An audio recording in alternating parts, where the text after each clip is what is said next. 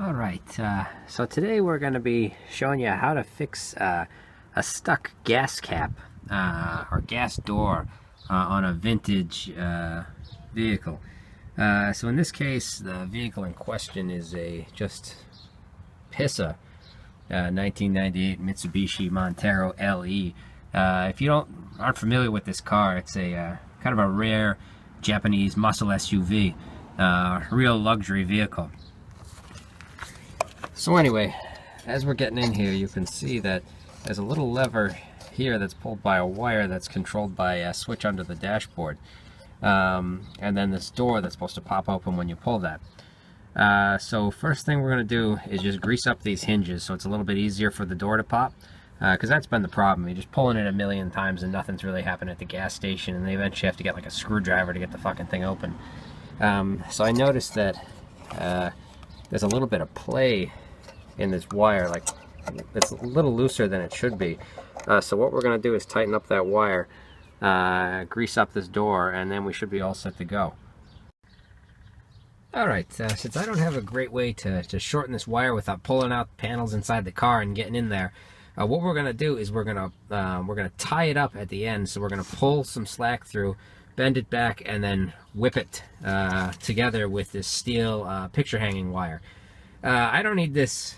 I mean, this car is already like 18 years old. I don't really need it to last too much longer, but I would like it if this wasn't the problem that killed it.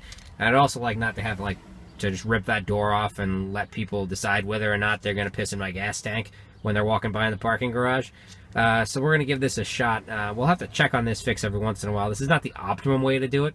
Like, probably the best way would be to get one of those, there's these steel clips you can get at Home Depot where you can bend back a wire on itself to make an eye, and then you put the little clip around it and then clamp it down, and it holds it in a loop basically forever. I don't feel like going to Home Depot today because, you know, Saturday, tons of people there. So I'm just going to do this, and as you know, we like to do things kind of like half-assed with the material that we have on hand on this channel.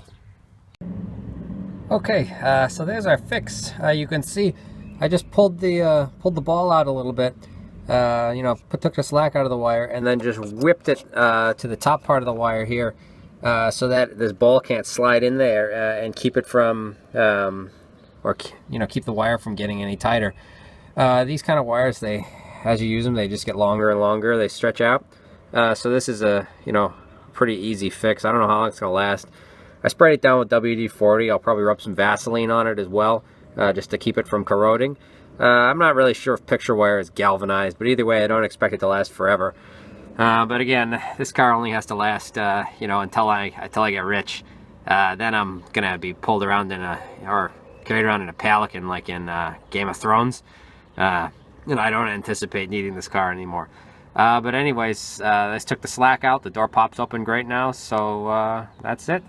Hope you enjoyed.